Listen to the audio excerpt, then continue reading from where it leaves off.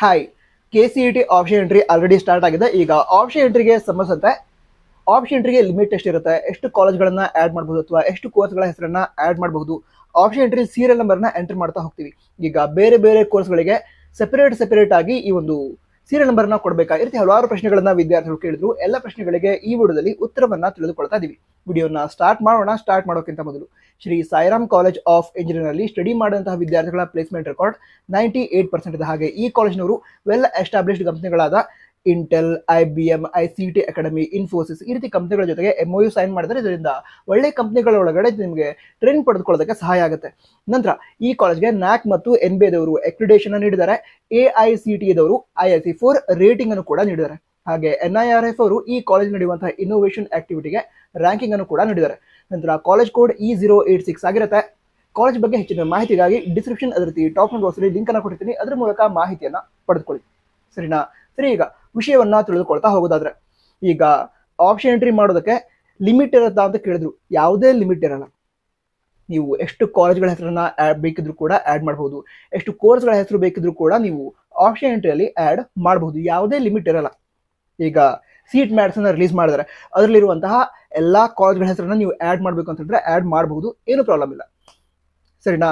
ಅದ್ರ ನಂತರ ಈಗ ಕೋರ್ಸ್ಗಳು ಏನಿದೆ, ಆ ಬೇರೆ ಬೇರೆ ಕೋರ್ಸ್ಗಳಿಗೆ ಬೇರೆ ಬೇರೆ ಸೀರಿಯಲ್ ನಂಬರ್ ಕೊಡ್ಬೇಕಾ ಅಂತ ಹೇಳ್ತಾ ಇದ್ರು. ಇಲ್ಲ, ಬೇರೆ ಬೇರೆ ಸೀರಿಯಲ್ ನಂಬರ್ ಇರಲ್ಲ.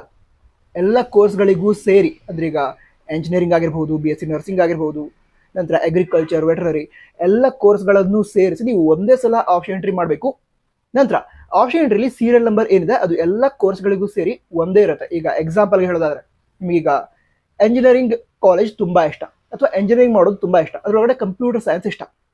ಸರಿನಾ? ಯಾವುದೊಂದು ಕಾಲೇಜ್ ಇದೆ, ಅದರ ಎಂಜಿನಿಯರಿಂಗ್ ಕಂಪ್ಯೂಟರ್ ಸೈನ್ಸ್ ಬ್ರಾಂಚನ್ನ ಫಸ್ಟ್ ಪ್ರಯಾರಿಟಿಯಾಗಿ ಸೆಟ್ ಮಾಡಿದ್ರಿ.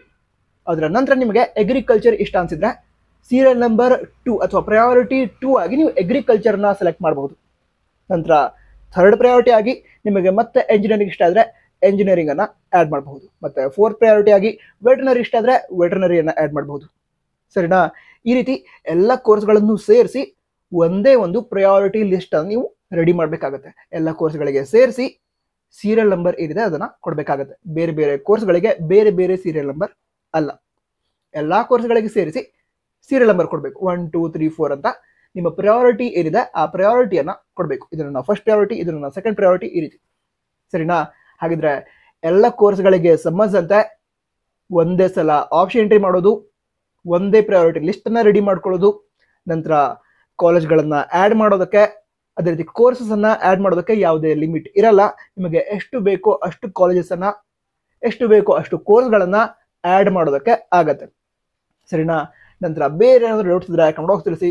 ವಿಡಿಯೋ ಸಹಾಯ ಆಗಿದ್ರೆ ಲೈಕ್ ಮಾಡಿ, ನಿಮ್ಮ ಫ್ರೆಂಡ್ಸ್ಗೆ ಶೇರ್ ಕೂಡ ಮಾಡಿ. All the best. ಜೈ ಹಿಂದ್. ವಂದೇ ಮಾತರಂ.